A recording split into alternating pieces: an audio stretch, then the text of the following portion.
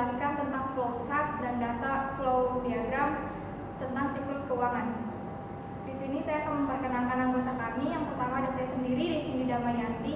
Saya Novita Nusyabani. Saya Iman Rasati. Saya Sufa Tunida. Saya Pira Yuniar. Saya Sylvia Nurrahmah. Saya Sagita Melani. Assalamualaikum warahmatullahi wabarakatuh. Di sini saya akan menjelaskan tentang penerimaan kas dari penjualan tunai.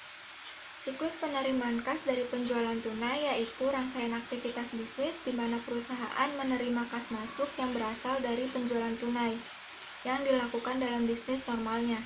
Dalam hal ini, sumber penerimaan kas milik perusahaan berasal dari penjualan tunai, di mana pelanggan langsung melakukan pembayaran secara cash dan tidak melakukan pembelian secara kredit. Pelanggan dalam hal ini menjadi salah satu sumber dari siklus penerimaan kas dari penjualan tunai. Entitas yang paling utama dalam siklus ini ialah pelanggan. A. Prosedur penerimaan kas dari penjualan tunai. Yang pertama, pelanggan yang merasa cocok dengan produk yang sudah dipilih melakukan pembayaran secara tunai ke kasir.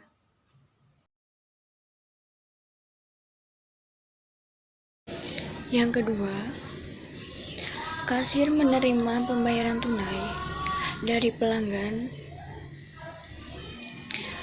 Kemudian, kasir membuat laporan penerimaan kas dan dikirimkan ke bagian keuangan. Yang ketiga, bagian keuangan membuat laporan penjualan tunai. Rangkap 2. Lembar yang pertama dikirimkan ke pimpinan dan lembar yang kedua disimpan sebagai arsip. B. Job desk dari masing-masing entitas. Yang pertama, pelanggan, customer atau pembeli melakukan pembelian produk perusahaan, kemudian melakukan pembayaran secara tunai ke kasir.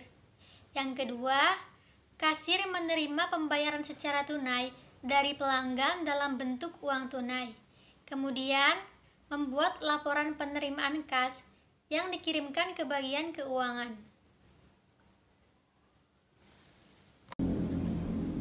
Bagian keuangan menerima laporan penerimaan kas dari kasir, membuat laporan penjualan tunai. Rangkap 2, lembar ke-1 dikirim ke pimpinan sebagai laporan dan bukti penjualan. Lembar kedua disimpan sebagai arsip. Yang keempat, pimpinan menerima laporan penjualan tunai dari bagian keuangan. C. Dokumen yang tersedia. 1. Laporan penerimaan kas. Laporan penerimaan kas ini digunakan sebagai lembar pertanggungjawaban yang dibuat oleh bagian kasir yang berisi tentang jumlah pemasukan kas yang diterima oleh bagian kasir dari penjualan secara tunai. Selanjutnya, dokumen yang tersedia. Dokumen yang tersedia dibagi menjadi dua bagian. Yang pertama, laporan penerimaan kas. Yang kedua, laporan penjualan tunai. Laporan penerimaan kas ini digunakan sebagai lembar pertanggungjawaban yang dibuat oleh bagian kasir yang berisi tentang jumlah pemasukan kas yang diterima oleh bagian kasir dari penjualan secara tunai. Yang kedua, laporan penjualan tunai.